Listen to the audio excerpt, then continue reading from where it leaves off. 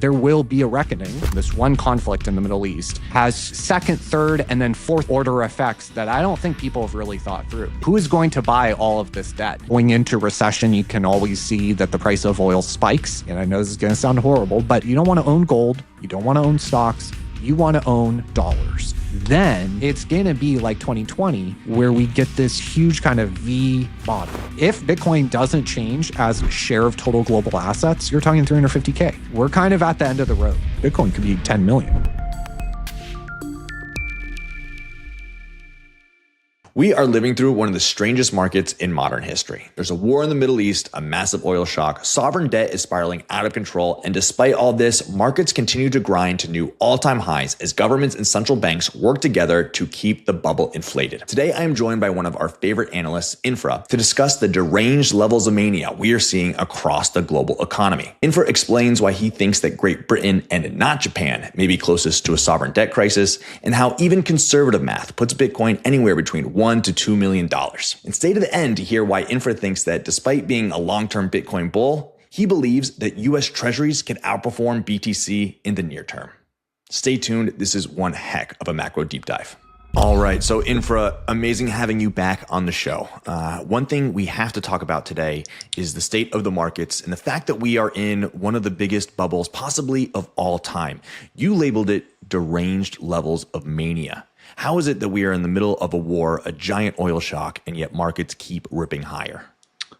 Deranged levels of mania. We have, sentiment, I would argue, at pretty extreme levels. You have this huge amount of CapEx coming from basically 5 companies. Now, that was what drove markets higher coming out of 2022. Same general idea. The hyperscalers, the Mag 7, they were spending a bunch of money on this AI, data center build out, and that was driving them to be kind of the safety trade. They had huge amount of free cash flow, and therefore, because rates were going up during this, 22, 23, because rates were going up, all that free cash flow was reinvested into T-bills, and they were making huge amounts of net interest income. There were these huge cash piles that they were earning net interest income on, and then they were using it to fund this data center build out and the kind of AI trade. That all, was kind of no big deal for me. And, from, 23 onward, I was pretty bullish on kind of the S&P and equities kind of broadly speaking, and GDP. I was bullish. Nothing about that model really bothered me. I didn't personally like the degree of concentration or the degree of valuation in some of the cases, but generally, I don't think it was anything to be concerned about. And I remained pretty bullish from 23 onward. Now, I would always say, I personally don't like the risk reward here, given the valuations, given the concentration.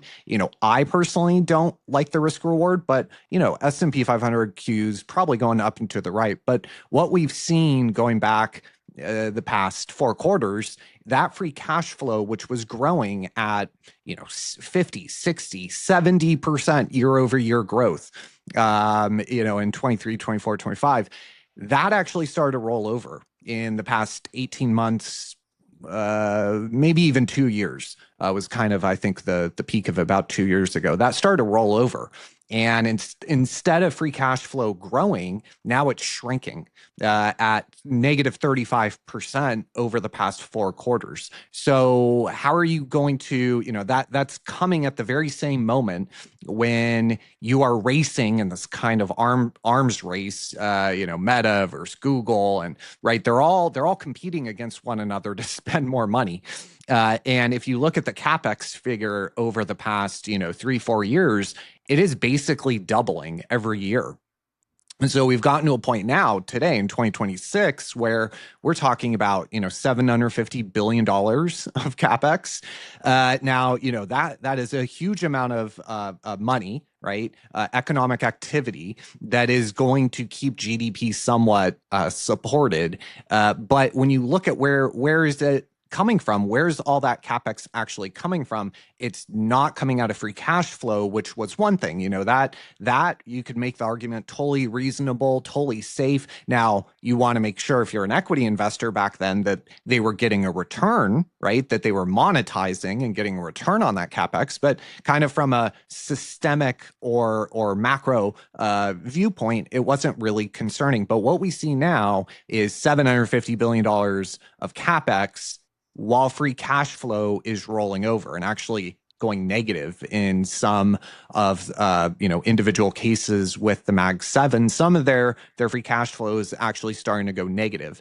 This is coming at the very same moment that AI and the data center build out is the one thing keeping GDP positive. If you remove that sort of investment and the data center build out and all of that, your GDP is 0%. The economy is not growing. So, it's coming at the very same moment. You have $750 billion of capex coming at the very moment that they can't fund it out of free cash flow. And that's coming at the very moment where this kind of build out, this sector, is the one thing keeping GDP positive. Well, that becomes a problem because if you can't fund it out of capex, if you can't fund the capex out of free cash flow, how are you going to fund it? How are you going to fund $750 billion of capex when your free cash flow is shrinking at 35% year over year, trailing 4 quarters? Well, the only way is to issue debt.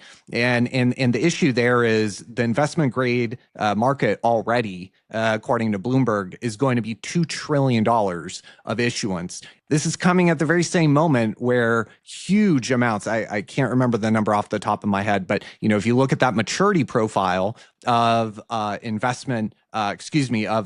corporate debt, if you look at that maturity profile, huge amount is coming due to either most likely to be rolled over this year and next year. So you have $2 trillion of new issuance at the very moment that you have at least, if memory serves, it was at least $500 billion that needed to be rolled over.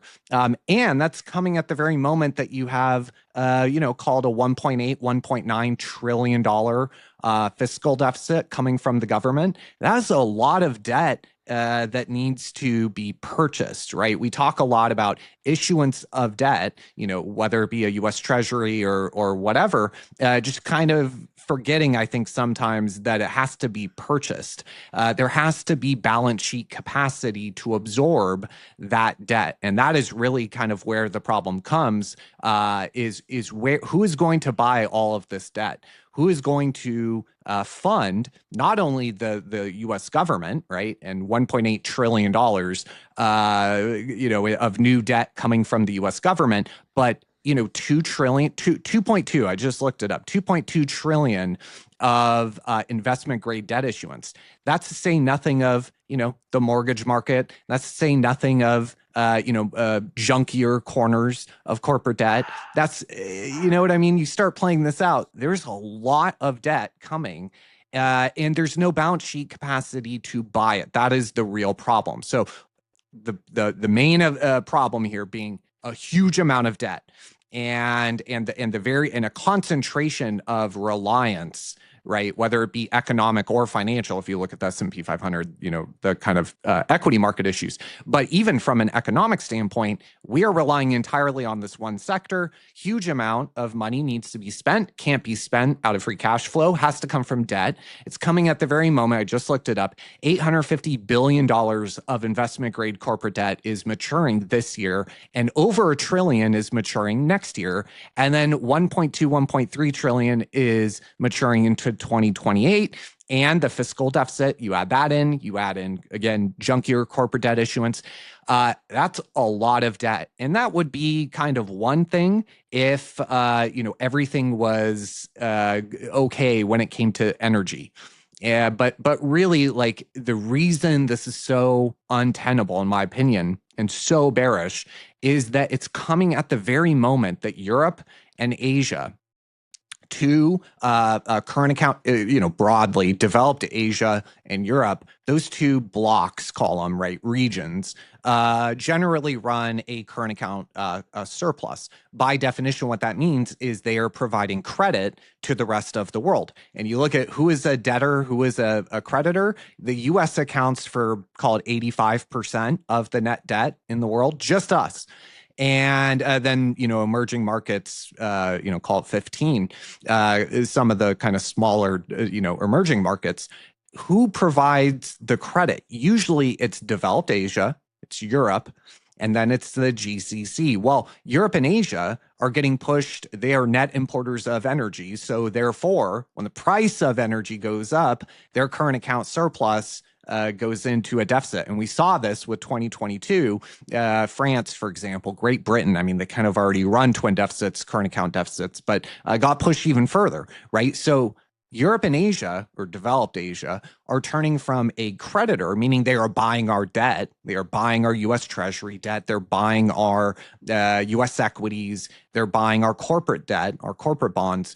They go from a creditor to a debtor. When the price, they are net importers of energy, the price of energy is called doubled, and therefore their current account surplus shrinks and might even go into outright deficit. They turn from creditor to debtor. And then you look at the counter-cyclical kind of rescue, right? The GCC had been, in the whole kind of petrodollar system, had been a miracle where, we basically created a feedback loop, a system where, there was always going to be demand for energy. You look at the GCC, the Gulf Cooperation Council, Kuwait, Bahrain, Qatar, UAE. They're 50%, 60, 70% of their GDP, of their economy, comes from energy. All that energy is in dollars, denominated in dollars, petrodollar. And then so they're making, huge amounts of money. They run huge current account surplus, meaning they provide huge amounts of credit. On the other side of a current account surplus is credit, just double entry accounting. It's a accounting identity. They were counter-cyclical. The demand for energy might fall a little bit, but generally people were always going to need oil, nat gas, that sort of thing, right? So they were this kind of miracle where no matter what the economy was doing broadly, right? Europe and Asia kind of much more cyclical and at the whim of business cycle and kind of broader economic cycle within kind of the global aggregate. They were dependent on that, meaning, when things got tough, their current account surplus dipped into a less of a surplus or deficit, which put pressure then, trickled into less buying of U.S. financial assets. That's how the whole kind of global economy is interlinked now. They were cyclical, and they were at the whim of these kind of business cycles. But the GCC was not. There was some amount of kind of cyclical increase or decrease in demand for energy, but broadly, everyone always kind of needed, a certain amount of energy, of oil, nat gas, that kind of thing. So what that meant, by definition, is that their current account surplus was kind of always there. It might go from 15 to 14% of GDP, which is enormous, by the way. But it was always there, meaning that they were always providing credit. They were always recycling those dollars into dollar-denominated assets like U.S. Treasuries. Well, not only are Europe and Asia getting pushed from current account surplus into deficit due to the price of energy doubling, but then you have the GCC, which was kind of that safety trade I'm spacing on, your trump card kind of, right? Where they were always there. There was always demand because they were always selling energy. They are turning into net debtors very quickly. We saw Saudi Arabia earlier today. It was announced that they were going to start selling, or they had already sold U.S. Treasuries. We know that UAE got into a severe liquidity issue within the past couple weeks, due to the fact that all those countries are pegged to the dollar, right? Which presents kind of a huge problem that's a bit separate, but it's all interlinked, meaning, the one price, the price of oil going up, has created a situation where Europe and Asia, developed Asia, Normally, very healthy current account surplus. Therefore, they buy all of our financial assets, including our debt. They finance our debt. They are turning in a deficit. They cannot finance our debt. Their balance sheet capacity is going down globally. And then not only that, but the GCC, which was countercyclical, Strait of Hormuz is closed and their revenues are plummeting. You look at Saudi Arabian oil exports down 50%. I think it was in Kuwait down 90%. So who's going to buy all of this debt, whether it be the fiscal deficit, the 1.8 trillion of US Treasury debt, whether it be, the 500 billion, 600 billion of hyperscaler debt, whether it be the 850, 900 billion of debt that is investment grade corporate debt needing to be rolled over this year, or the 1 trillion next year, right? So this one price, the price of oil, and this one conflict in the Middle East has second, third, and then fourth and fifth order effects that I don't think people have really thought through. Not at all. We're just blowing bubble on top of bubble, right? We've got the US national debt, $39 trillion. As you said, these hyperscalers are now getting into the debt game and they are just blowing it until something happens, right? So you've called this the Ponzi finance stage, right? And it's all leading to a Minsky moment. But until then, we're sort of just the Wile E. Coyote over the cliff. We're running while we're over thin air. So explain to the audience, what is a Minsky moment and how soon are we to one? Yeah, I will share my screen because I think I have a chart that is pretty good for this. So if we look here, if I can find it, I just had it pulled up. I think the best way to illustrate kind of the Ponzi finance stage that we are at is this chart here. So this shows the S&P 500 divided by the average hourly wage. And what this is indicating is the number of hours of work to buy one share, one unit of the S&P 500. So what this is also, that is kind of the easy way to process this information. But what it's really showing is the relative rate of change between two figures.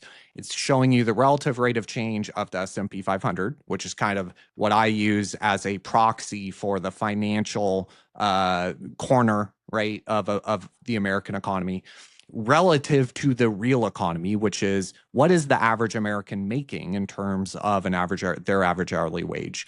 And you're looking at the rate of change. Both of these are going up and to the right. If you look at the average hourly wage, it looks great. Everything is fine, right? The problem is you have to deflate it because we know inflation and debt growth and M2 money supply and that kind of thing. So what we're looking at here is the rate of change between the two figures. They are both going up and to the right. We know that with S&P 500 certainly, but it's showing you the relative rate of change. If the S&P 500 is increasing faster than the average hourly wage, this line is going to go up. And sure enough, this chart goes back to 1967. So what is that? 60 years basically of history that we're looking at here. What we can see is that during the period of time, kind of pre-globalization, pre-financialization, right, before we started running huge trade deficits and therefore huge capital and financial account deficits, right, of capital inflows into our financial sectors. Before that, the S&P 500 was growing, right? It was going up, but the average hourly wage was actually going up faster during this period of time. This was before we started running huge trade deficits, before we financialized the economy and started growing the debt faster than GDP.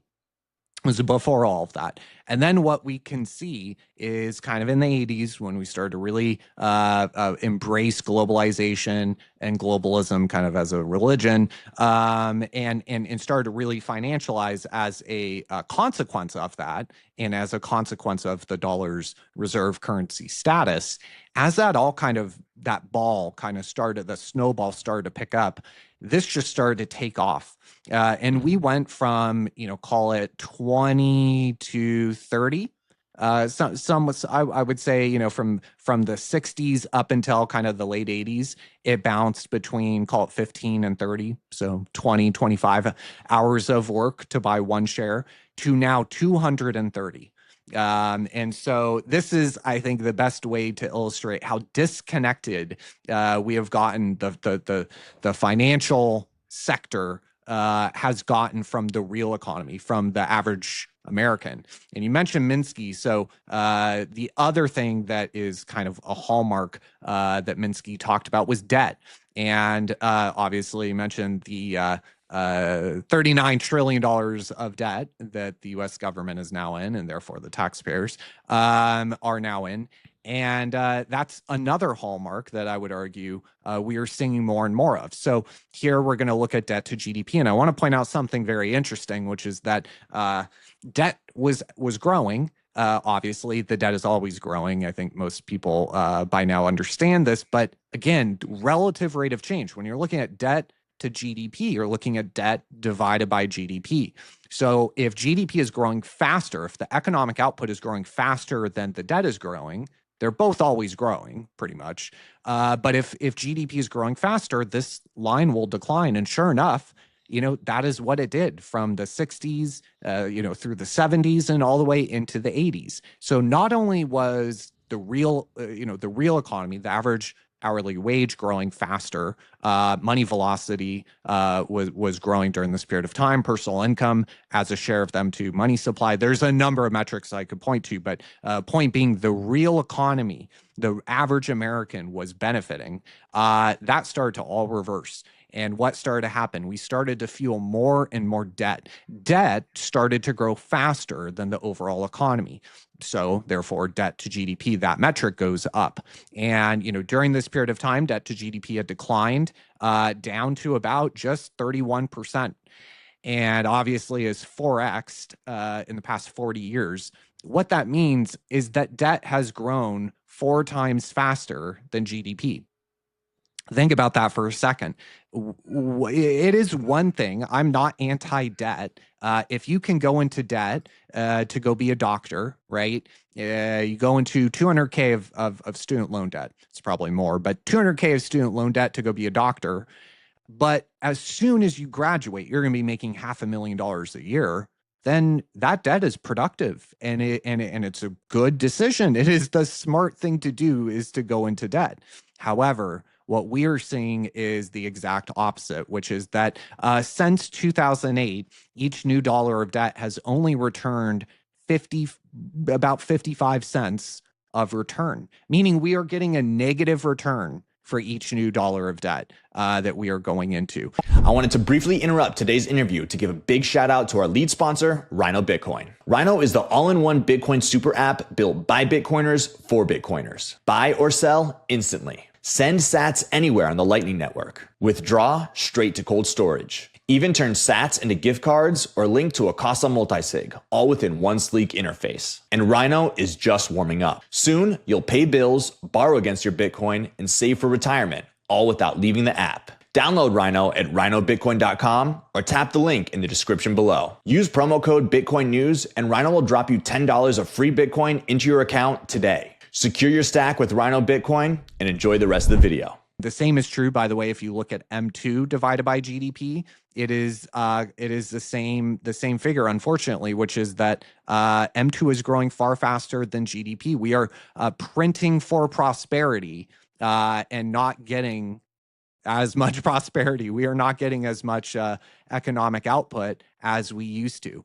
And so this is a major problem, obviously, for kind of because it's unsustainable, right? You can't just print money. You can't just continue to print money, get less and less actual economic output, which is, here proxied by GDP. GDP, as we were talking about before, kind of has its own issues, right? When one sector, one tiny little sector is keeping GDP afloat single-handedly. GDP itself is kind of a flawed measure, but it's kind of the best we have here.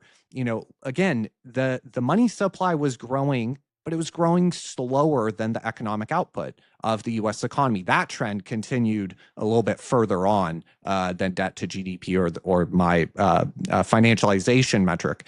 But generally, right, we were getting healthy economic growth here. The real American was outpacing the kind of financial assets and the S&P 500. Their wage was growing faster. Money velocity was kind of trending up, meaning the real economy of money changing hands, that was going up. Debt was growing, but it was growing less quickly than the overall economy. It was a period of actual real growth. And what we have seen since then is M2, which is green here, M2 divided by GDP. We have the M2 money supply has gone from here in 1997, 46% of GDP to now 71%. Of course, it was much higher before we destroyed a bunch of money in the QT of 2022. But nevertheless, that is basically a doubling, meaning the M2 money supply has grown twice as fast as GDP. Debt, if we go back to call it the 1980s, the debt has grown 4 times faster than GDP. So we are printing for prosperity. And included in that is printing debt, right? Issuing more and more debt to try to get ever less economic output. And that's just not sustainable. Eventually, it will kind of all come due, and there will be no ability to roll it without, I'm not in the camp that everything blows up spectacularly, but I do think that, the Fed will have to come in, print the money, bail it out. I don't think they're just going to let the entire U.S. economy and financial system blow up. But that is kind of that Minsky moment where, the debt, we have tried to defy financial gravity for decades, and we were somewhat successful, but eventually that comes due. And, there's no ability to roll it, to finance it, to pay it, certainly. So what do? We print the money. And and we've seen it come due multiple times within our lifetimes, right? 2001, 2008, 2020. And if you look at from 2008 up until now, the stock market has pretty much just gone straight up, right? And somebody posted on X a couple of days ago asking, who's the exit liquidity? Yeah. And I responded, the purchasing power, the dollars, the exit liquidity, right? That's the way that this works, is that they just will eat the value of the money that you have saved over time, and financial assets will go straight up, as you can see in this chart. But is it illegal for the stock market to go down now, right? Because they need the receipts, the tax receipts, in order to keep this whole entire Ponzi going. Yeah, so I understand Paul Tudor Jones did an interview recently, and everyone's talking about this now. But I actually did an article on this 2024, pointing out the reliance that this financialization, which is a theme I've kind of been hitting on relentlessly, but specifically when it comes to the ability of the U.S. government to finance itself. Capital gains tax revenue as a share of the total revenue in 2021, again, this was years ago, should do an update to it. But when I wrote the article, we were just every year setting a new record. 2022 obviously was not, due to the fact we had a bear market, but broadly, if you look at that kind of zoomed out, capital gains tax revenue as a share of the total government revenue, it's been up and to the right. And, if you look at the S&P 500 as a share of GDP, it is up and to the right. So, we are increasingly reliant, and the U.S. government is increasingly reliant on the stock market just kind of always going up. Luke Gromen has done some math, and what he has found is that if the stock market, not only can the stock market not go down 20, 30, 40% and stay down 20, 30, 40%, not only that, but that the stock market has to grow every year at least, I think he said 9 or 10%. There's a very simple math that I have done. If you look at Social Security, if you look at Medicare and Medicaid, if you look at interest, that is all growing much faster than GDP. that's growing much faster than tax revenue. So we have these bloated entitlement programs where the benefit or the outlays are growing faster than GDP, growing faster than the overall economy, and therefore growing faster in tax revenue, because tax revenue as a share of a GDP has just basically been flat for 80 years at about 17%. So if tax revenue as a share of GDP is flat, that implies that not only is Social Security growing faster than the overall economy, but it's growing faster than our revenue.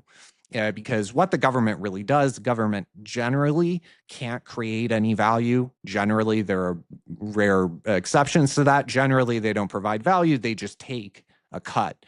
They just cut, take a slice of the pizza, and GDP being that pizza, hopefully we grow the pizza. Therefore, they get, a bigger amount of money, but a relatively constant share of about 17%. The problem is Social Security, Medicare, Medicaid, interest are all growing faster than that overall pie, than that overall pizza, than the overall economy. That's really the problem. And so we are increasingly reliant on things like capital gains, things like the stock market, right, to grow at a faster rate. Because what you really need if you're the government is you need something that grows faster than GDP, because your liabilities, Social Security, Medicare, Medicaid, interest, are growing at between 7 to 15% ish, depending on the time of the year and what period you're looking at, and depending on what item. But generally, 7 to 15%. We don't have GDP growth anywhere near that. In fact, GDP growth has been kind of anemic recently, and it's probably going to get worse due to the energy crisis. So what you need is something that can grow at least the same rate of your liabilities, but ideally you want something that can grow faster. And, with the stock market, back to back, kind of 20%. I don't remember the exact numbers, but the past 2 years we've seen about 20% returns. That's kind of their one out. And so I think what's going to happen is you will increasingly see efforts to juice the stock market, because it is increasingly their only way out, if that makes sense. 100%. And it's becoming more and more blatant and in our faces as to what and how they're doing this. Multiple times throughout this conflict with Iran, we've seen headlines, US, Iran, close to deal.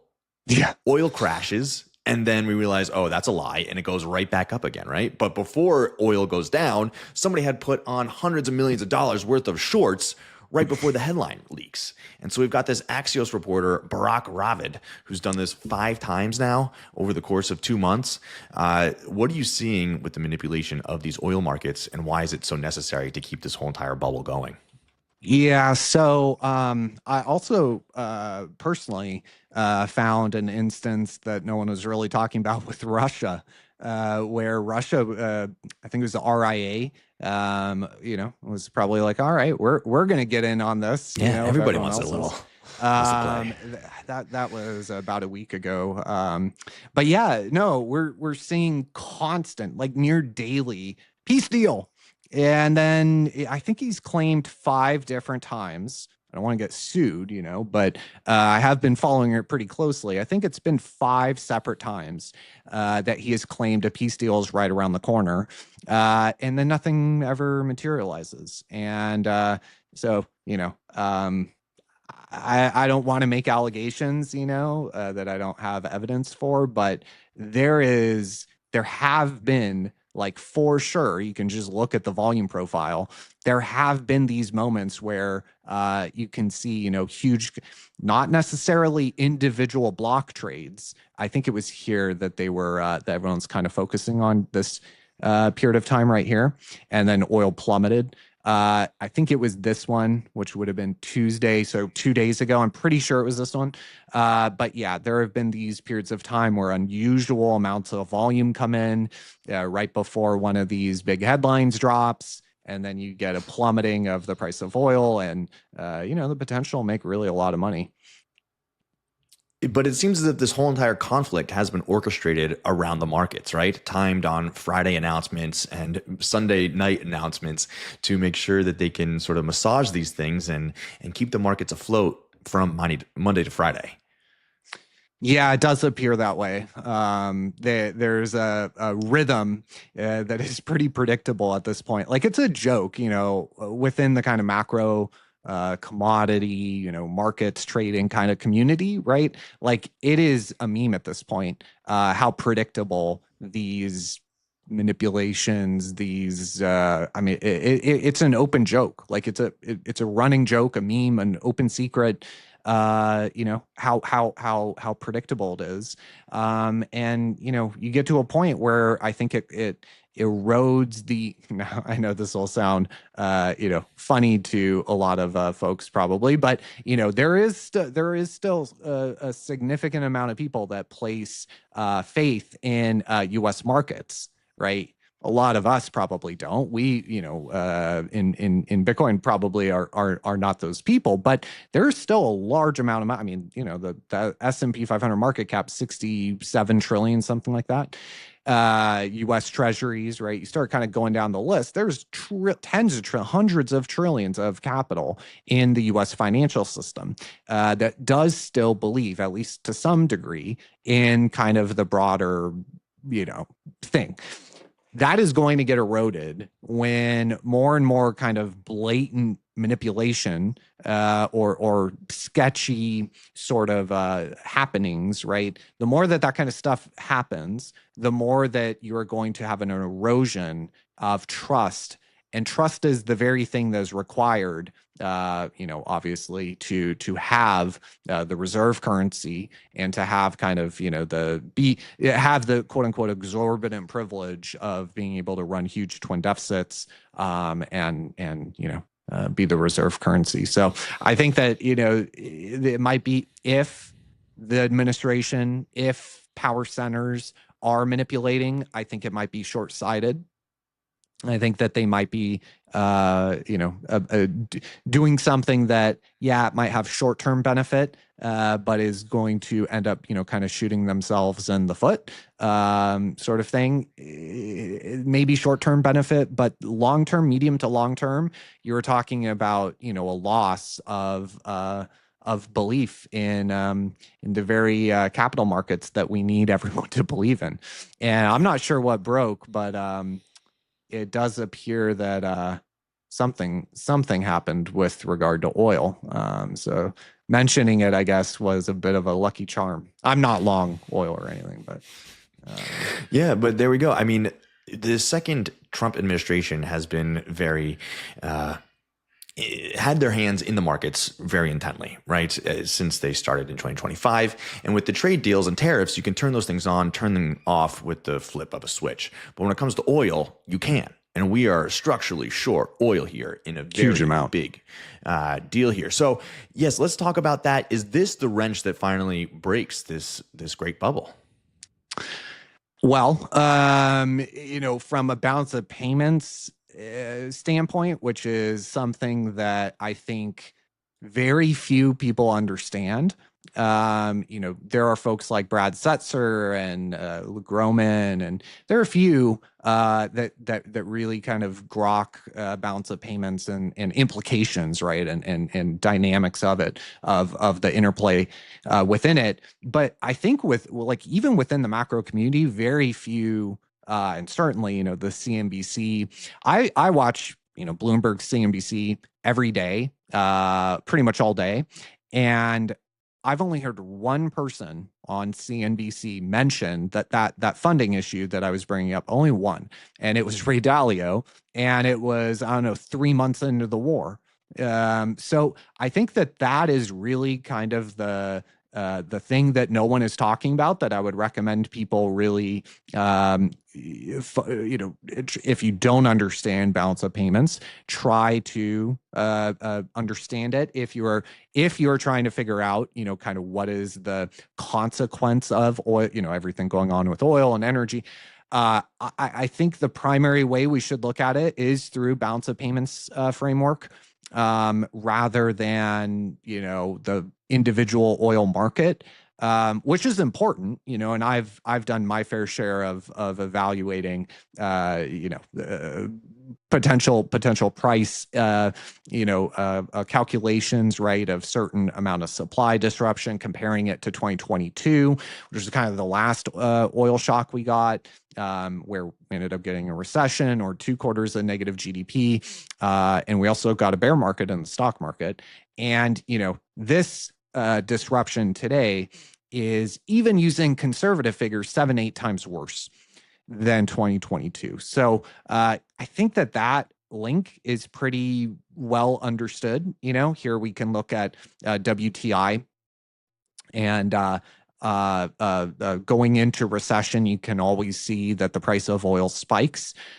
This is a very kind of late cycle behavior. You add in the euphoria and the stuff we were talking about earlier. That is kind of yet one more indication that we are, in my opinion, late cycle. But here you can see 2022. And the reason it's orange is because Biden's administration changed the definition of a recession. And, traditionally we would have had a recession, and we had 2 quarters of negative GDP. We had a bear market in the stock market, and yet they changed the definition. So we didn't have an official NBER, which is why it's not shaded red. But you see the price of oil, eventually gets to a point where people can no longer buy it. It is too unaffordable. And, it ends up causing demand destruction. I think that, when we look today, what happens if Europe and developed Asia have a jet fuel crisis shortage, which is happening, various different European countries warning of that. What happens when their economies, when their GDP plummets and goes to zero, where their, again, general current account surplus turns into a deficit? What happens to us? Well, it's not a direct shortage of oil or gasoline or diesel here in America. That's not how we experience it. We experience it through kind of second and third order effects. Like, for example, in 2022, when the price of oil went up to about 120, what we got was about $650 billion decline in Europe and Asia holdings of US Treasuries. Now, some of that was due to the fact that the market value of the US Treasuries fell due to rates going up. But, there was hundreds of billions of outright selling, even accounting for that. You look at US equities, $1.3 trillion decline during this period of time. They needed to raise dollars to buy the oil, to buy the energy. On Maslow's hierarchy of needs, energy and food are much higher than US Treasury bonds or Google bonds or Meta bonds, right? Than US equities. What is the highest? It is energy and food. And so, they were pushed into a current account deficit. They had to finance that somehow. Either you issue more debt, or you sell, right? For example, the GCC that I was mentioning earlier, all those countries own about 3 trillion in what are known as foreign exchange reserves. This is probably best thought of as kind of a national savings account. I know might sound crazy to Americans, where we have a national debt pile, but some countries have assets, and they have it's called foreign exchange reserves. We have some here in America, but it's minimal. It's like 100 billion. And so they have about 3 trillion of foreign exchange reserves. And I mentioned Saudi Arabia had already started to sell US Treasuries. Again, they are all pegged to the dollar. And that was what I was showing here a little bit earlier.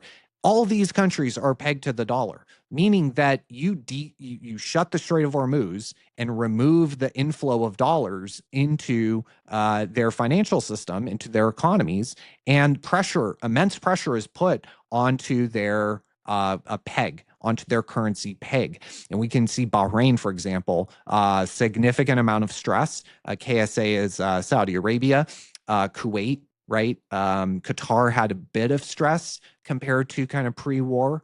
And this is why we saw, the swap line news and that kind of thing. So there is the ability either for these countries that are getting pushed into a deficit. And by the way, for a country like any of the ones in in the GCC, KW, I'll show this. their current account turned to negative 240% during the early 90s with that disruption there to the energy market. This is what happens when you're an economy that is entirely reliant basically on oil. How do you think that they funded a 240% current account deficit as a shared GDP? Well, there's only two ways.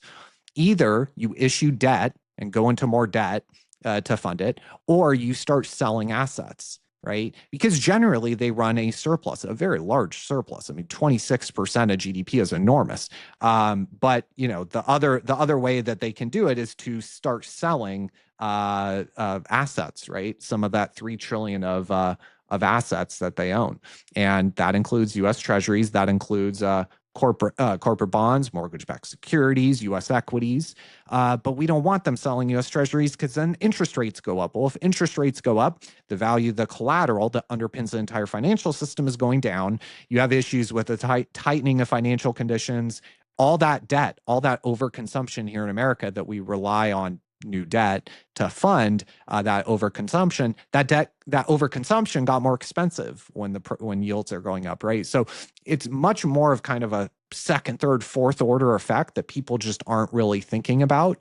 The impact to the oil market, like directly, I think is important, and I would recommend people, I'm not an oil expert, go listen to Rory Johnston or Jeff Curry. Those guys are oil experts. They spend all day for, I don't know, decades, right, studying the oil market if you want the direct impact there. But by my math, we have 13 million barrels per day shut in, meaning it's going to take months minimum to get that supply back. Even if the Strait of Hormuz opened today, you're still talking months to get that production and that oil supply back online. You have inventories, which is the oil term for a storage. Inventories that are just cratering, right? And so that buffer is being removed, and the oil system, the sector kind of broadly requires a constant flow, whether it be with refineries. And again, listen to the oil experts; they can explain it much more eloquently. But there needs to be a constant flow, number one, and there needs to be a buffer, number two. And so, that buffer, those inventories are being drawn down. You have shut-in capacity to the tune of 13 million barrels per day. 2022, Russia, Ukraine, that was 1 million barrel per day of disruption. The shut-in capacity alone is, I don't know, 10 times worse, 11 times worse, just the shut-in capacity alone. So, the disruption to the oil market is significant for sure. And I thought that by now we would have felt the effects more greatly here in America, but it does seem as if we are insulated. We do produce a lot of oil here, but our closest allies financially, whether it's the UK or Japan or South Korea, these are all island nations, right? Essentially, and they rely so much more on the importing of oil.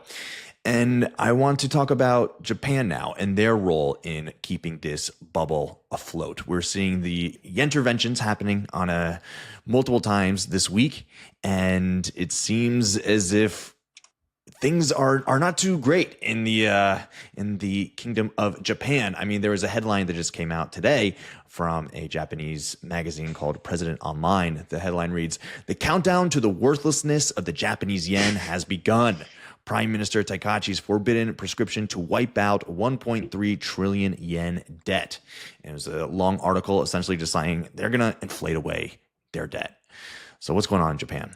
Yeah, so with Japan, currency intervention, which is what we're looking at here with dollar yen, right? So meaning the line going down, the dollar is weakening relative to the yen, or the yen is strengthening relative to the dollar. This is how it's most commonly quoted as dollar yen.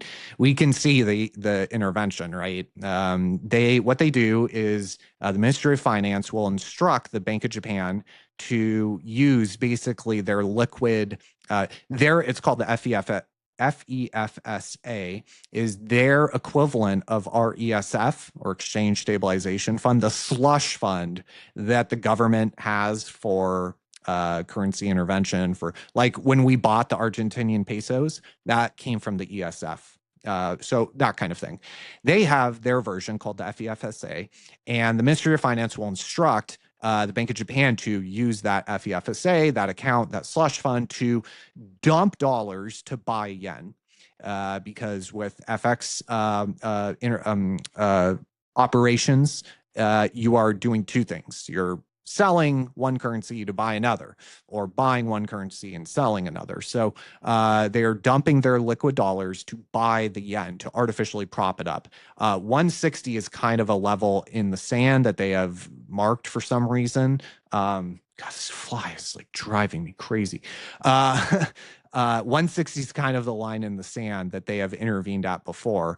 Here we can see some of the statements that they made, but 160 is generally where they will intervene. So here, obviously, we saw the yen carry trade unwind. That was summer of 2024. That was an unexpected rate hike in Japan, and we ended up getting significant amount of yen strength or dollar weakness. That ended up causing, all sorts of issues in the US stock market, and the Treasury market to some degree faced some stress with, I think, the basis trade widened a bit. US Treasury cash futures basis widened during that period of time. So there was stress for sure from the yen strengthening too much and too unexpected. This yen carry trade, trillions of dollars large, has been a huge kind of marginal driver of liquidity for things like US stocks, for things like US Treasuries, because what was going on was back here, you had negative interest rates back here. And so what that was saying to the world was, hey, the yen is free.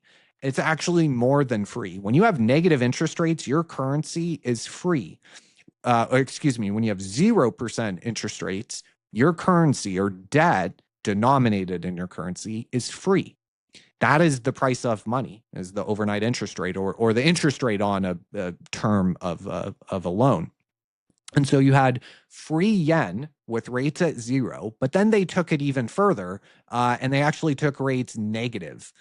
Here during 2016, we can see their rates actually went negative below the dotted pink line, which is 0.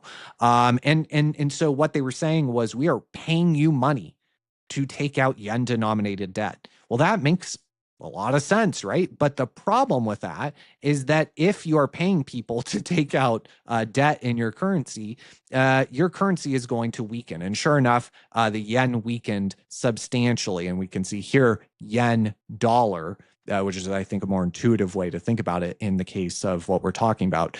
Yen dollar. Right. So what this was showing is, people were taking out yen denominated debt, but then they were immediately dumping the yen, because who wants to hold a currency that is free, that has no price to it, that has a negative price to it? You don't want to hold that kind of currency because it's going to lose value.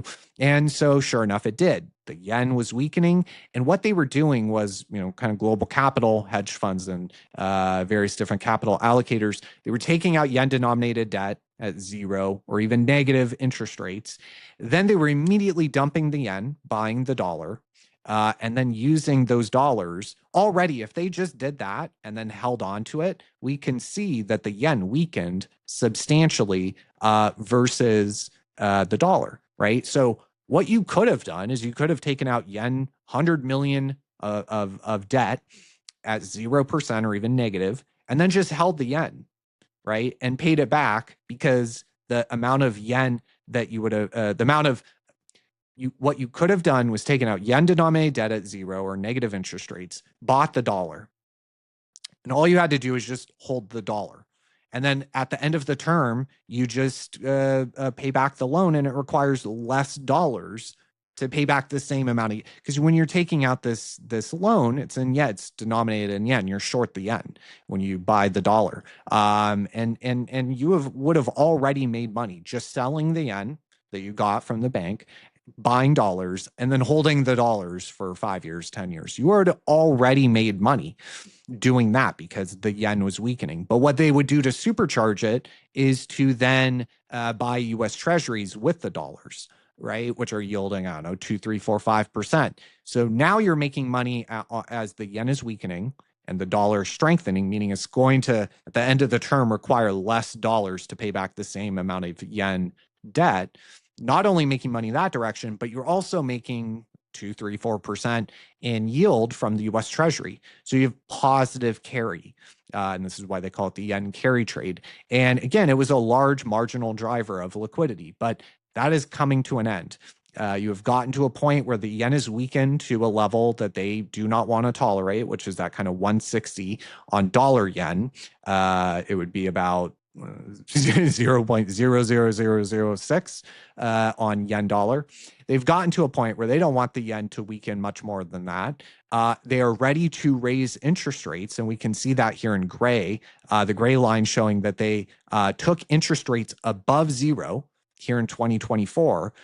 This was the hike here during the summer that caused the yen carry trade. This one was kind of not expected, not well telegraphed, and the market wasn't anticipating it. And look at what happened to the yen. It went vertical. And the problem here was, if you're in the yen carry trade, you are short the yen because you have to pay back a certain amount of yen to the Japanese bank. Right. But you don't have yen. You had sold your yen to buy dollars. So you're short the yen. So what happens when the yen, and this trade is leveraged, the yen carry trade, highly leveraged, 5, 10, 15, 20x. So what happens when the yen starts to rip? Well, you're short the yen. So you have to sell your US Treasury, sell your US stocks, sell your NVIDIA, your Qs, your SPY, buy, and then sell the dollar, buy back the yen. But what happens is that causes a kind of reflexive loop where more people are closing out their yen carry trade, buying back the yen, pushing the price of yen further up versus the dollar, just squeezing even more people that are in the yen, right? So it becomes this kind of cascading of liquidations and margin calls and that kind of thing.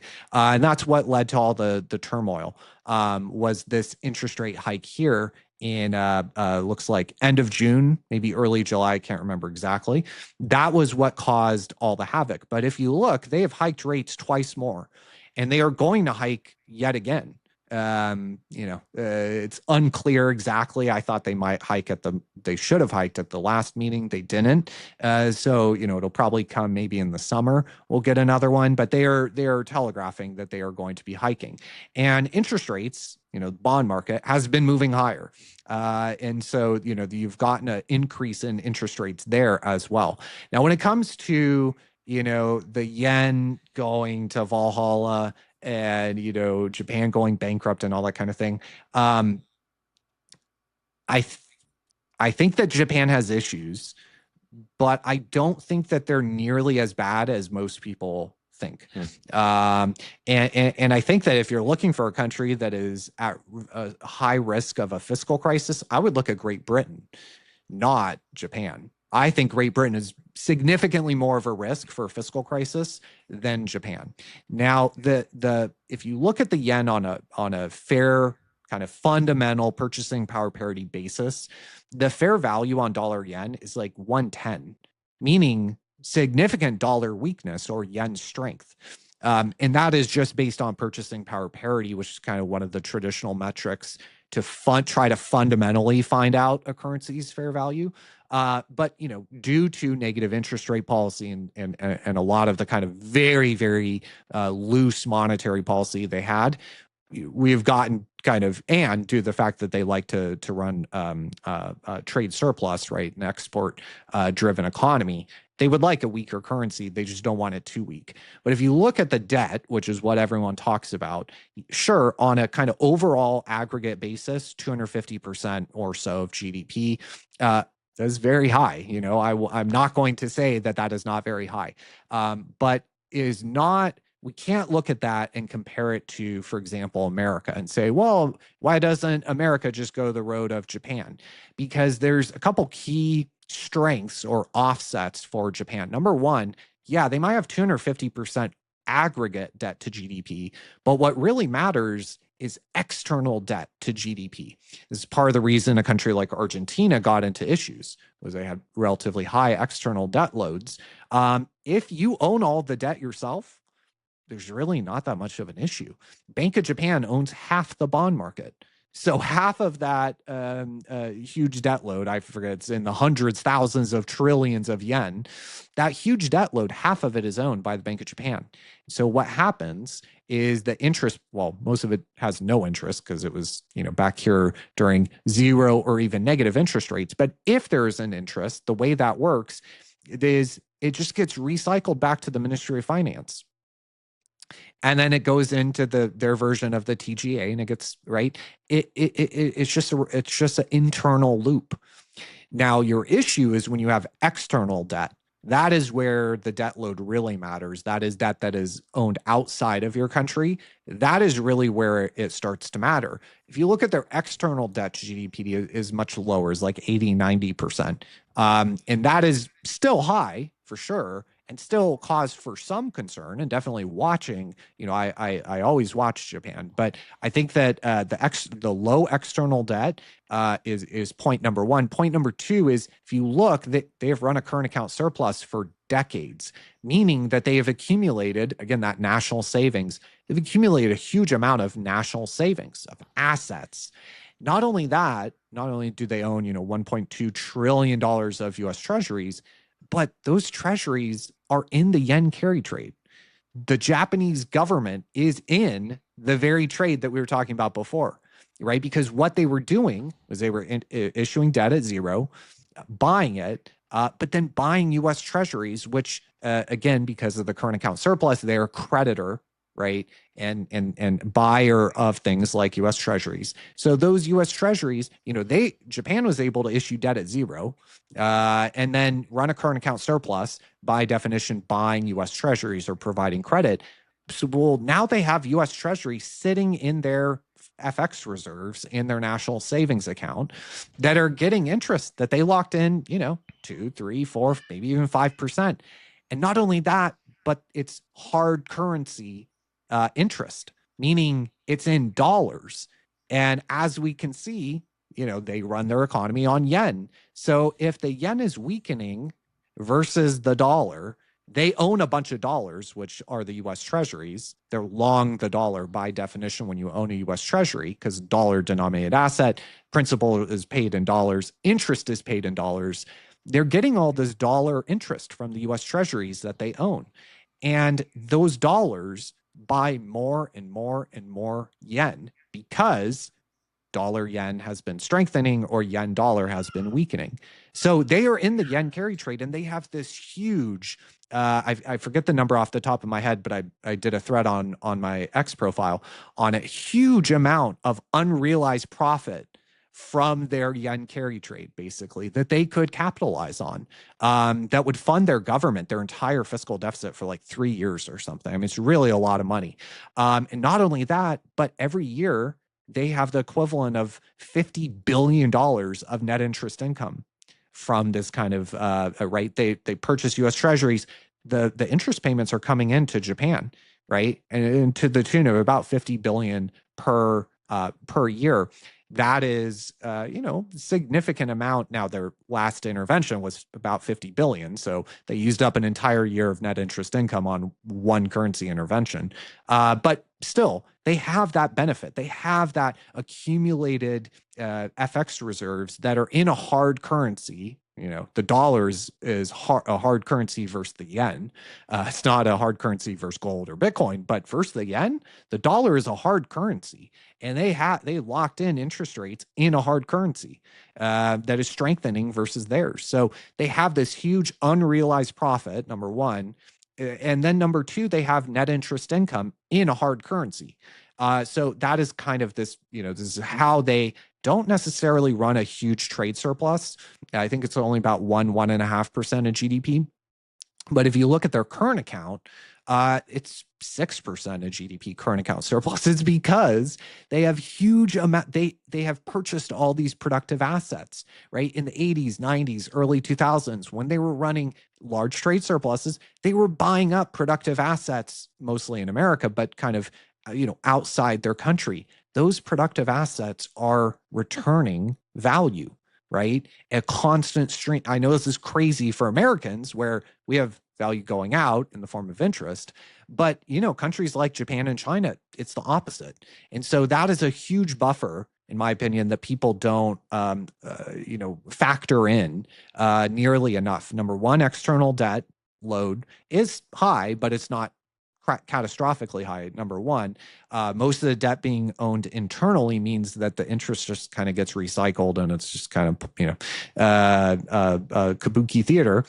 And point number two, they have run huge current account surplus, trade surplus for decades. So they've accumulated all these assets that are providing a constant stream of real return. And that unrealized gain is huge. If it's paper gains, right? They got to sell the US Treasuries to, capitalize on it, and then sell the dollar to buy the yen. They would have to, do a couple order of operations, but generally there's this huge cushion in the form of unrealized gains.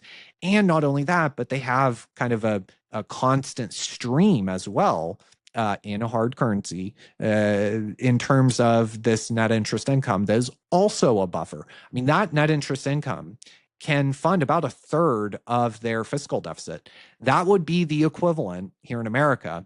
We have about a $1.8 trillion fiscal deficit. That would be the equivalent of our exchange stabilization fund, that ESF, where we purchased Argentinian pesos. That would be as if that ESF was bringing in $600 billion per year. If our ESF was bringing it, imagine if a third of our fiscal deficit was like, oh yeah, we made good investments, we have all this money pouring in, right? Profit, like a hedge fund, like a trader. Imagine if we had $600 billion per year of revenue that we could fund our fiscal. That is roughly equivalent to Japan's situation. It would fund about a third of their entire fiscal deficit. So that 50 billion per year, it's substantial. And these are kind of, I think, the points that get lost with Japan. Number one, the kind of purchasing power parity of their currency is much stronger yen, weaker dollar. Number one, low external debt to GDP. Number two, point number three, obviously that huge unrealized gain in their FX reserves. And then point number four being the net interest income that is as a result of what they did in the past, running large trade surplus, accumulating productive assets that are providing a real return in a hard currency, in the form of dollars. So all those points, I think, you never really hear people talk about those points. Now, does it erase Japan's? Does it make it all okay? No. There's still definitely cause for concern. The thing that I would recommend people watch is not necessarily the rate itself with JGBs, but the spread. 2s30s is what we can see here kind of in this green color. This shows the difference in yield between their long end and their short end, the front end of the yield curve in the form of twos. And during this period of time here, where you got a dramatic bear steepener, where the spread was widening and it was happening as rates were going up, that's called a bear steepener. That sort of thing is concerning. You don't want to see a dramatic bear steepener like that. This is generally not a good sign. Right here again was another example that is worth concern. But the other point that people don't talk about with Japan is why their bond yields started to move higher. For the longest time, they were in a period of deflation. We were talking about the yen carry trade, negative interest rates, 0%, interest rates. But the reason for it was they had deflation. Their economy was shrinking. They had negative wage growth. They were in a bad spot for decades, for 2 decades, 20 years or more even. They were in a situation where their economy was shrinking. Wages were negative wage growth, right? Meaning your wage would go down every year, and deflation. No, not prices going up. Prices were going down, and that is why they had the interest rate policy that they did, and that very dovish, very easy money policy was because their economy was shrinking for 20 years, and they had deflation. Well, if you look at like wage growth, for example, that started to really kind of pick up during 21, 22.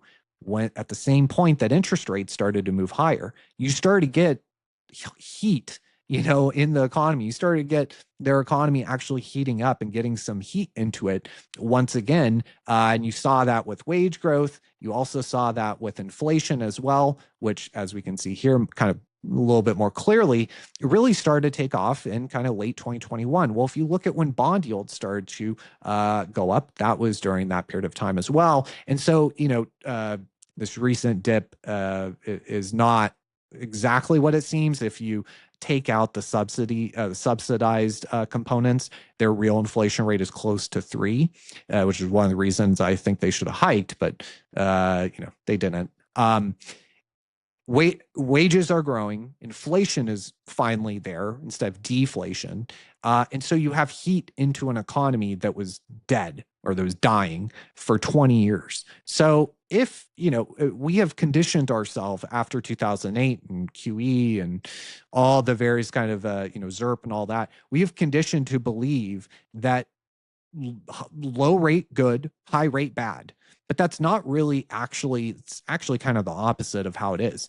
When there's more heat in the economy, when nominal growth is higher, interest rates should be higher. That is the entire point of a 10-year yield, is to approximate nominal growth over 10 years with some term premium and other components, but generally to approximate nominal growth. So if you have 0% growth and then you go to 5% growth, well, yeah, rates should go up. And so I would argue that people show the 30-year yield, and it's just like there's no context given, which is that the reason it started to move higher was due to the fact that you had inflation finally come back. You had wage growth finally come back. And you finally had an economy that was dying for 20 years come back to life, which is a good thing, and so there should be higher interest costs cost to debt or higher interest rates. That's a sign that their economy is finally coming out of what they called the lost decade. So all of that to say, I think Japan gets misunderstood. There is legitimate, reason to be concerned about certain things, but I think there's a lot of nuance with regard to Japan that kind of gets missed. Also, we subsidize their defense to a large degree. They run a trade surplus. There's kind of really, really a lot of nuance that I think gets missed. If people are looking for a country that is like imminent fiscal crisis, look at Great Britain. I think that they are within the next year or two, especially if oil doesn't come in very much, if we continue to have this energy shock, Great Britain could be at a real risk of a full-blown fiscal crisis in the next year.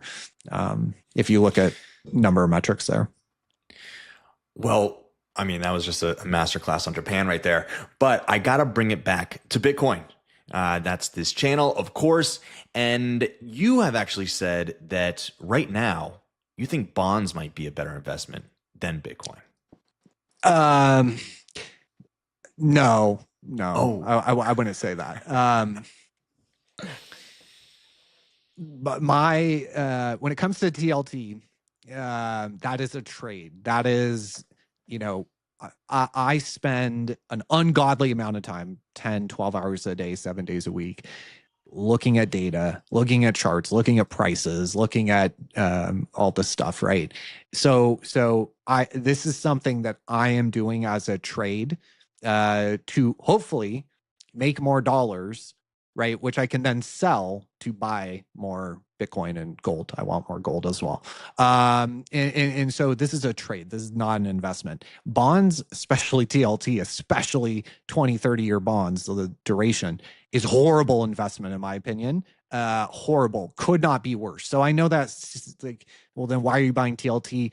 It's just a trade. The idea being that, number one, as a trader, I think this chart looks really, really good. And I didn't want it to look good, right? I was in the camp of debasement trade and de-dollarization and hotter, nothing stops this train. And right, I was in that camp before it was even a camp. I was way ahead of the consensus on that. But then in 2025, I started to hear it become consensus.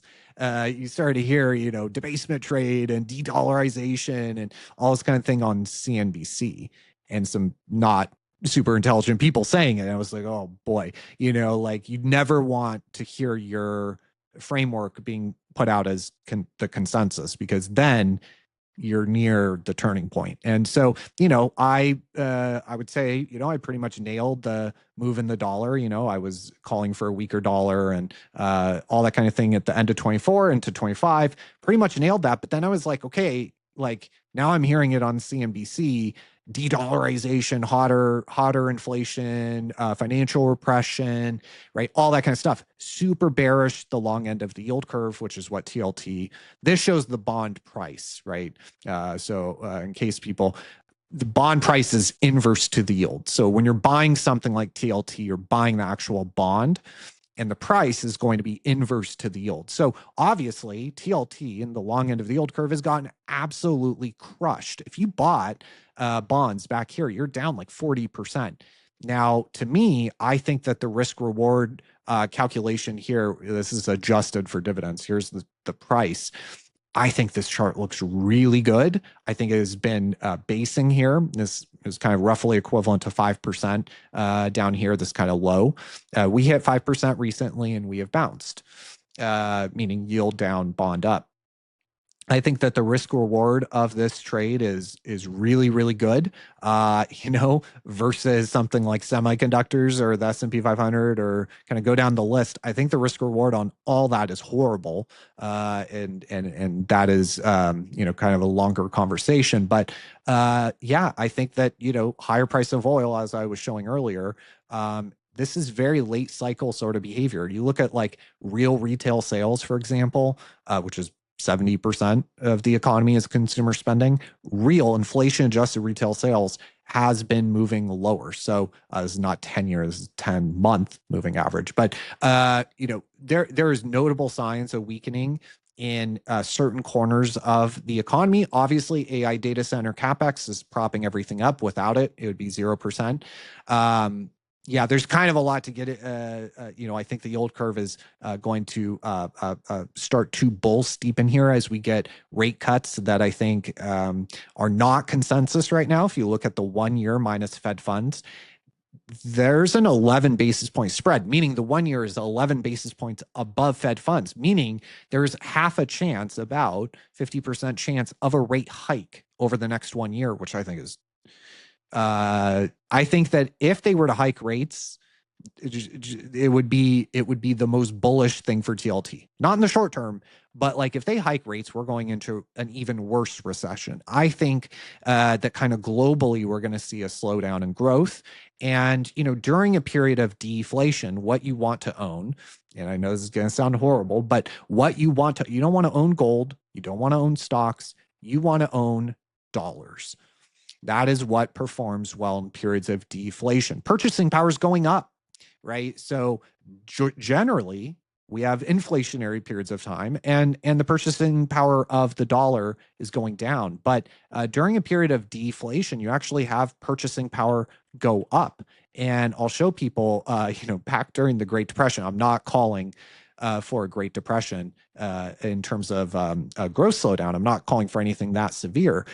But during the Great Depression, the purchasing power of the dollar increased by 68%. So we are used to this part, right? As Bitcoiners, this is the part we focus on. But it's important to remember that it is possible to have the purchasing power of dollars go up. It's just rare. You need deflation. You need a severe recession or depression. And I think that globally we're going to get a recession. So generally, you want to own dollars, but in periods of deflation, you don't want to own anything risk, whether it be stocks, whether it be even gold. Doesn't necessarily do too well in periods of deflation. You want to own dollars.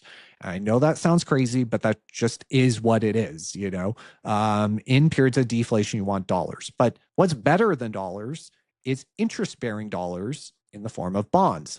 That is why, if you look at, going into 2008, what was happening going into 2008, bond yields were coming down. And the reason bond yields were coming down was because people were think about it this way.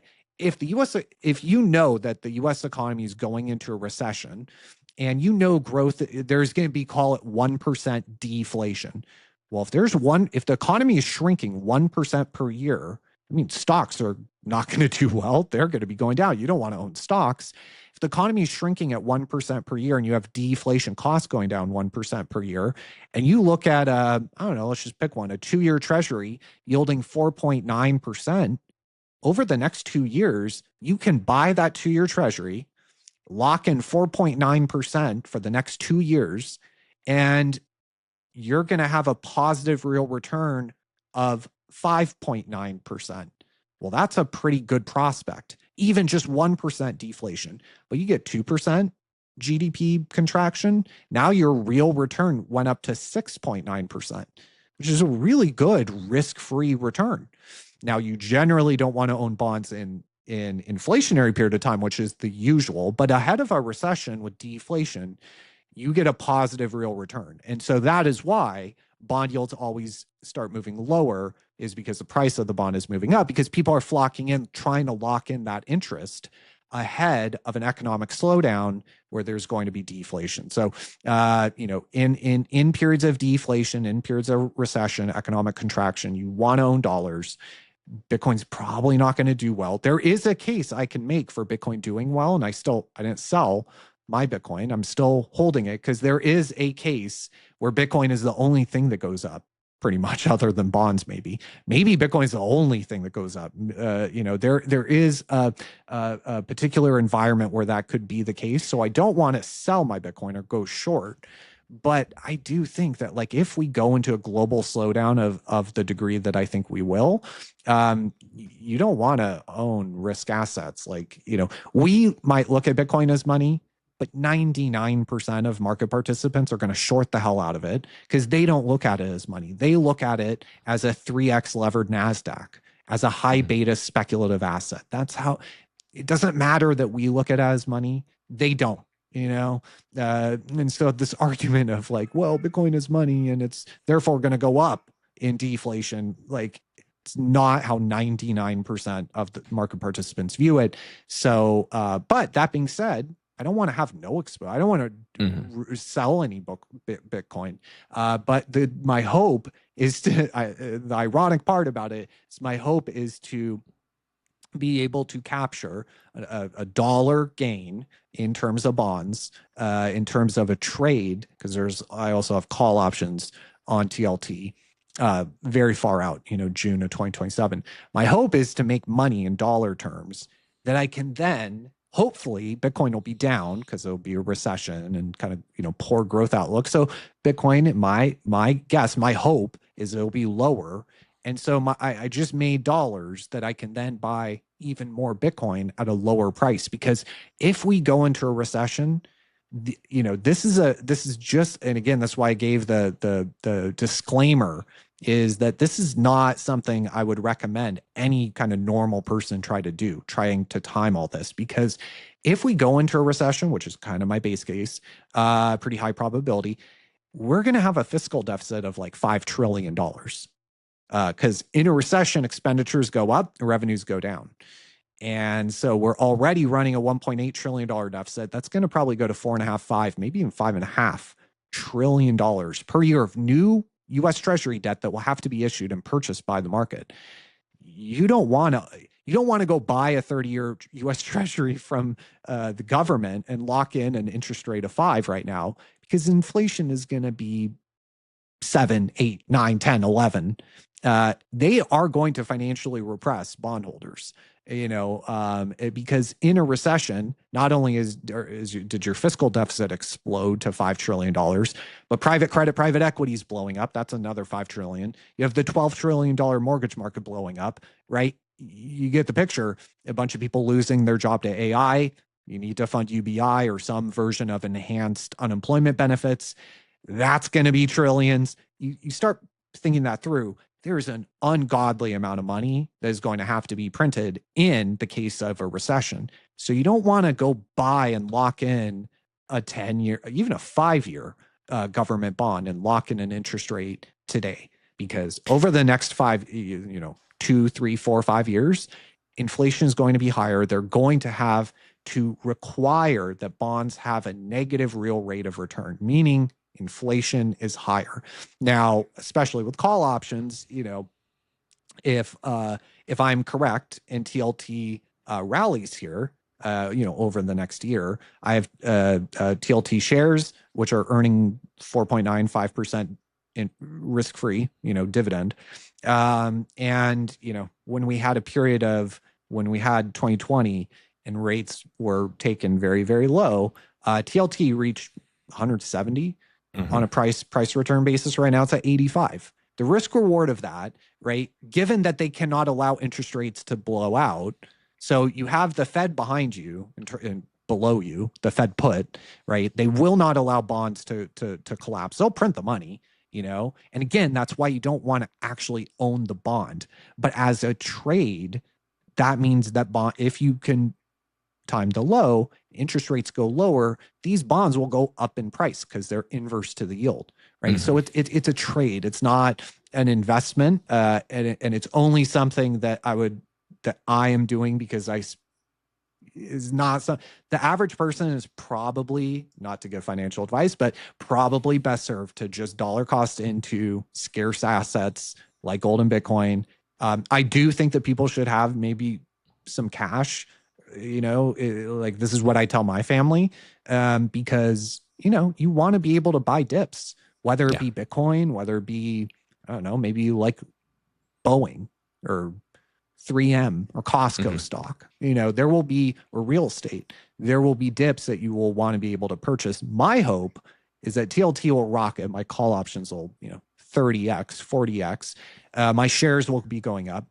And at that very moment, growth is going to be horrible. So, Costco stock is going to be, plummeting. Home prices going to be plummeting. I can rotate those dollar gains into scarce assets like Bitcoin, gold, and hopefully a home. So it's all like, there's a ton of nuance, and I would definitely say it's a trade rather than an investment. Bonds are probably the single worst investment that people could make as an actual investment for the next, I don't know, 5-10 years. There might come a time where, deflation is allowed, but we're so highly levered and there's so much debt and it's so unproductive. We're not going to get a Great Depression, where I was showing a purchase. Like that can't be allowed to happen. You're talking Mad Max levels of dysfunction in that kind of situation, given the debt and given the kind of structure of the system today. Yeah. And I mean, I think you're right. A lot of Bitcoiners don't look at themselves as traders. They know that a recession probably will come, things will crash, but at the end, the Fed is going to have to respond by doing the big print, and that will push Bitcoin much higher. So I'm just trying to be super cute, right? And hoping that I can time it where TLT goes up, there's deflationary impulse, bonds rally, so I have more dollars, risk assets like Bitcoin go down, right? So that spread, now I can buy that much more Bitcoin. I'm trying to be cute. Maybe it works, maybe it doesn't. I could be a total idiot and it could all blow up in my face and I could get it wrong. Bitcoin could rip from here and I would have been better off buying, that is very possible. I just want to make that clear. Like, this is not an easy world, to try to forecast nowadays. You'd be a quadrillionaire if you knew all the answers, right? And so I guess I want to end this conversation on the question. You said that there could be a scenario where everything goes down except for Bitcoin. What does that world look like? And what is the price target if that is so? Everything goes down but Bitcoin? Yes. You said that's why you don't want to sell it all. You want to hold on to some right now, even if a recession might be coming. Yeah. I mean, it would require like 20 different variables all playing out with the right, because in global macro, there's so many permutations. There's tens of millions, maybe even billions of permutations, right? Because you're talking 10,000 different metrics in each country, and the permutations. There are so many possible outcomes in global macro that to have a world where Bitcoin is the only thing going up, it is possible, and I could make the case it would be quite complicated, right? With like this condition, this condition, this condition. There is a world where you could see that.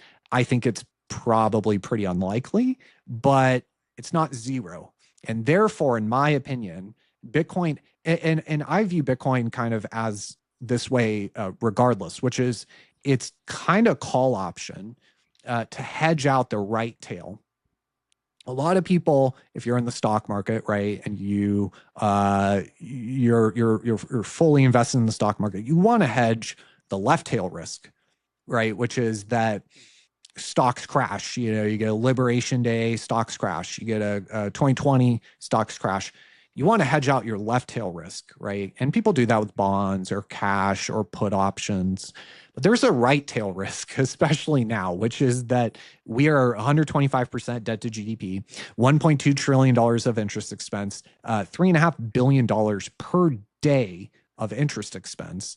Fastest growing budget item. You have these bloated entitlement programs that, as a shared tax revenue, are just going up and to the right, meaning they're going to have to print a lot of money, and God forbid we ever get a recession, because in a recession, that spread, the nominal growth rate relative to the rate of or the cost of the debt, that spread blows out. And that's why debt to GDP goes up.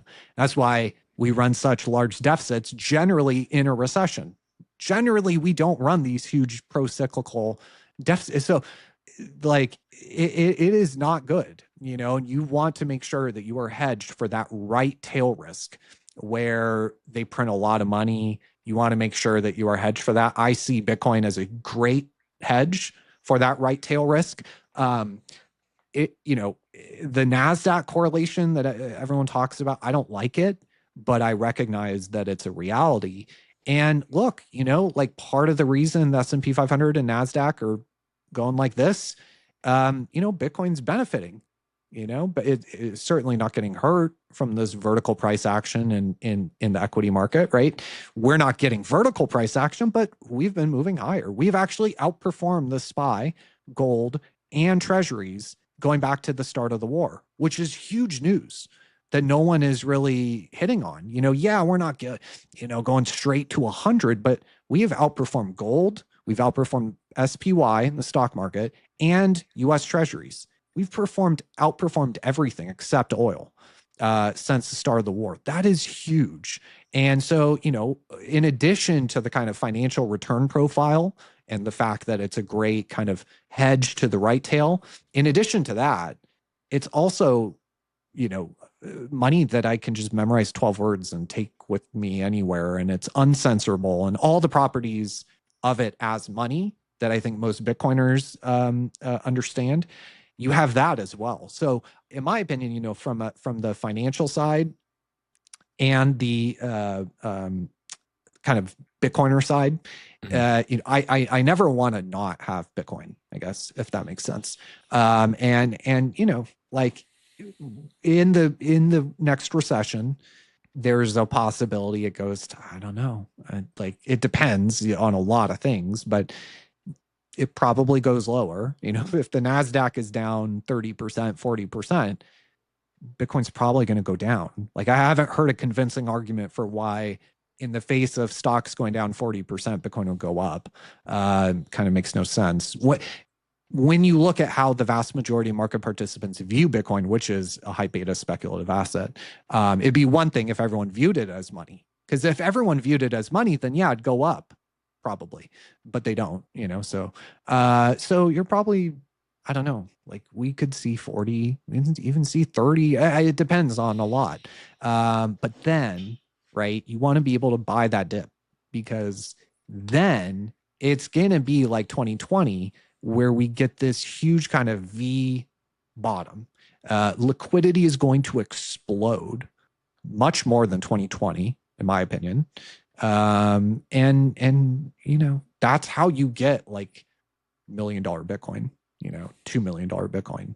That's how you get it. Is we're kind of at the end of the road, like I've been phrasing it in the way of a recession is a margin call on the US government. As Luke Groman has pointed out, blew a stock market bubble, that burst, we kicked it upstairs to the mortgage market, blew a bubble there. That popped, and then we kicked it up to the sovereign, right, to the U.S. government. There's no one left to kick it up to. This is there will be a reckoning, and the way that they'll deal with the reckoning is financial repression. This is why, going back to what we were talking about with bonds, this is why bonds are like the single worst thing to own, is because what they're going to do is they're going to run nominal growth, which includes inflation. They are going to have to run nominal growth above the cost of the debt, right? And this is how we got out of it out of World War II. It's called financial repression, where you're inflating the debt away. And generally, yield curve control, QE, all that kind of stuff, capital controls, all that kind of stuff is likely. In that environment where, we have this deflationary impulse, I think is coming over the next 12 to 24 months, have that, get, a slowdown in aggregate global growth. You get that, and there is going to be a period of time where, things like Bitcoin and stocks are going down. But then it's going to go like really high, just because the amount of money they're going to have to print. The size of the problem just kept getting bigger. It's like a bullwhip.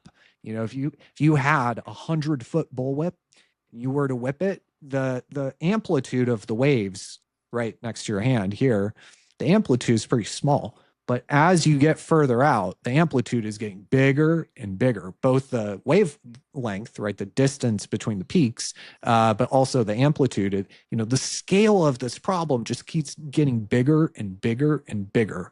And the amount of money they're going to have to print, I mean, it's going to make 2020 look pretty tame. And I think that could be the moment too, because what we really need for Bitcoin to really do, it's, money printing is part of it, but we really need that final kind of loss of confidence in US treasuries, in the dollar, in the US government itself. We're getting there. More and more people are getting to a point where they're normal people. More and more people are getting to a point, but we need that inflation repeat, that 2020 repeat, where people are just okay, it's too much. And that is, I think, where Bitcoin adoption really does really, really well. And God forbid they try to do capital controls or something, that'll just drive even more demand for Bitcoin. So I think that kind of they're locked into this kind of certain path.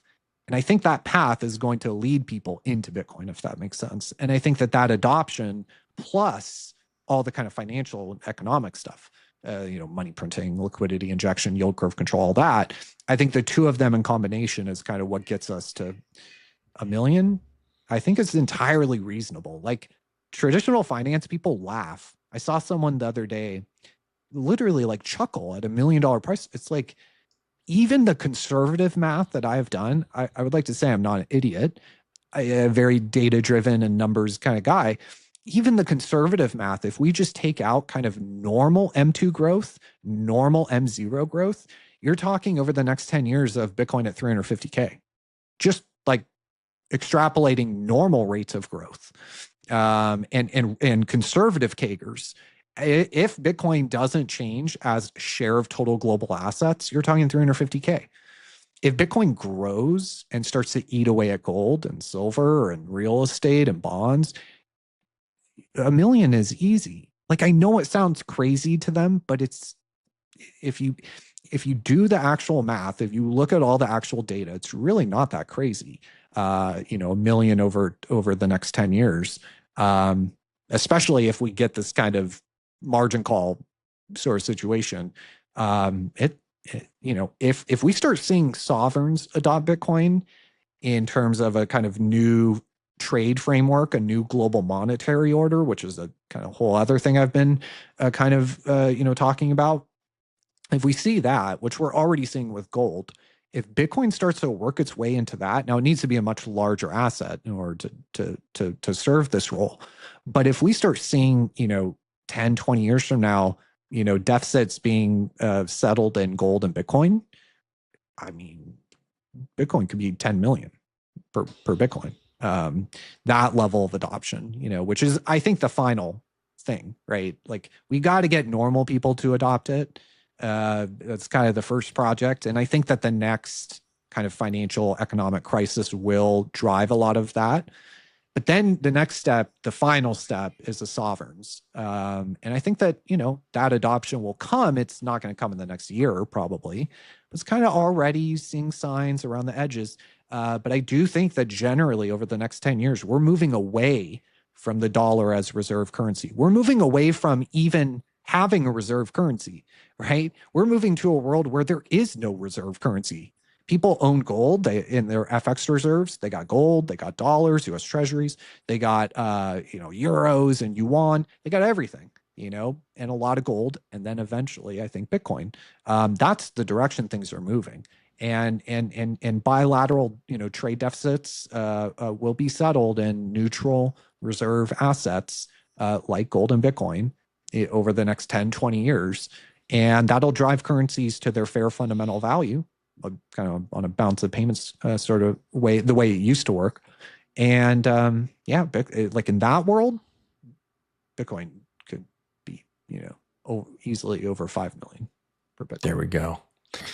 Well, what a rip. We got a full global look at the biggest bubble of all time, arguably, and now to how all roads lead to Bitcoin. Robert, it's been an absolute pleasure. Thank you for your time here. If people want to check out you and your stuff, where should they go?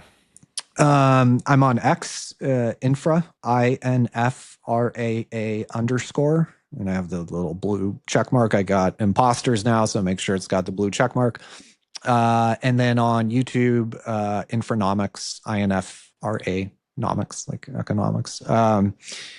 And I'm on Instagram too. Haven't really been posting much there, but some of my charts I'll put on Instagram. I believe that one is Infranomics. So you can find me there too. You're going to be seeing more and more of these charts. They're spreading like wildfire all over X. It's great to have you on the show, and we'll be sure to have you on again in the not too distant future. Thank you. Soon.